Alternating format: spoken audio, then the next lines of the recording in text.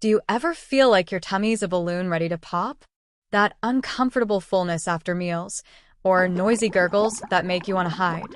You're not alone. Bloating and gas are incredibly common, but why do they happen, and when should we take them seriously? Let's bust the bloat, right here on Doctor's Daily Dose. What is bloating?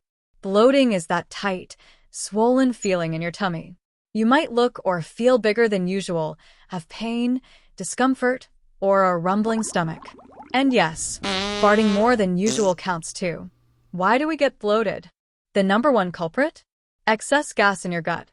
This can happen when you swallow air while eating, eat gas-producing foods like beans, cabbage, or fizzy drinks, are constipated, have food intolerances, live with IBS or celiac disease. Even hormonal changes during your period can trigger bloating.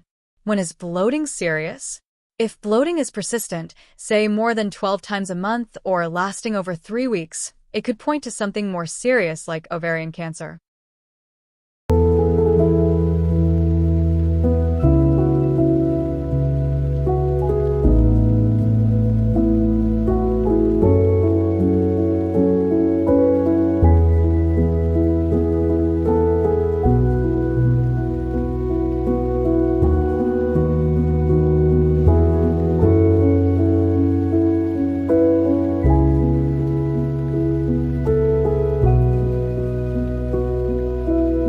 Intestinal blockages, or even digestive cancers.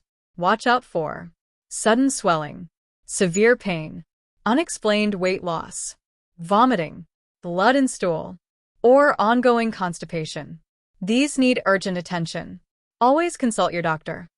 The most common form of bloating that is gas. Now, gas in the gut can come from different sources. The 5 most common gases found in the gut are nitrogen, oxygen, hydrogen, carbon dioxide, and methane. There are also trace amounts of other gases.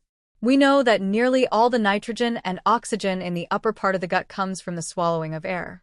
Carbon dioxide in the gut can come from swallowing air, drinking carbonated beverages, or from diffusion from the bloodstream into the gut. Carbon dioxide can also be generated from the neutralization of acids and alkalis in the upper gut after eating.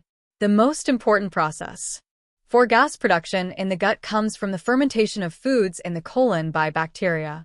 Most carbohydrates in our diet, once broken down, can be absorbed through pumps on the surface of cells in your small intestine. But there are some carbohydrates that are incompletely or not digested at all within the small intestine and therefore can't be absorbed. These rapidly fermentable short-chain carbohydrates that can't be digested in the small intestine are called FODMAPs. The presence of FODMAPs causes water to be dragged into the small intestine. FODMAPs arrive at the colon, and it's there that bacteria can utilize FODMAPs for energy to fuel the cells that line the colon. The colon bacteria rapidly ferment FODMAPs and produce gas. It is the excess gas production and water retention that causes the intestines to expand. We know that, therefore, the amount of the gas produced in the colon depends on the type and amount of bacteria in the colon, the speed of food moving through the intestines, and the types of foods being consumed. Now, we know what causes gas production in the gut. It makes sense that avoiding some types of foods, such as these FODMAP foods, can reduce gas production and therefore bloating. But I have to say that gas production is not the only explanation for why a person can experience bloating. We know this because in studies of persons with irritable bowel syndrome, we find that they don't produce more intestinal gas than other persons who don't have bloating. This can happen because of impaired small bowel transit, where there can be a holdup of gas in the small bowel because of abnormal peristalsis. And we know that retention of gas can be due to the types of foods we eat. For example, fats classically can cause retention of gas in the first part of the small bowel. Additionally, some people can evacuate gas very well, and that can result in retention of gas in the colon and therefore symptoms of bloating and abdominal pain. People suffering from functional chronic constipation are known to be less able to evacuate gas from the rectum and thus are much more likely to develop symptoms of abdominal distension. The gut is inside the abdomen, and if there's a change in the volume and pressure of the gut, then this is going to affect the abdomen.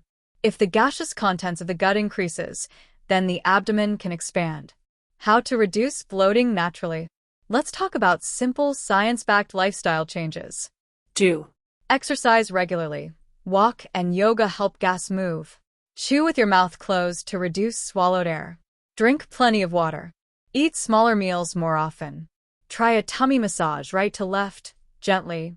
Add fiber if you're constipated. Don't. Overdo fizzy drinks, alcohol, or caffeine. Eat gassy foods excessively like cabbage, lentils, beans. Eat late at night or while slouching. Eat sugary, fatty, or processed foods. Eat trigger foods if you have an intolerance. Latest health guidelines recommend seeing a GP if bloating doesn't improve with lifestyle changes. You have persistent symptoms or a lump in your abdomen. You're bloated with constipation, vomiting, or weight loss. You've high-grade fever, blood in stool, severe abdominal pain, or you cannot fart or pass stool.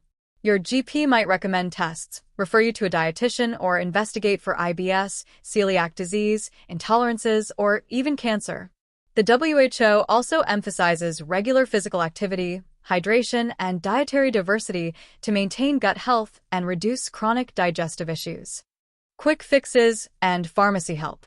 A pharmacist can guide you on mild laxatives if constipation is the issue. Some over-the-counter antacids and simethicone products may help with trapped gas.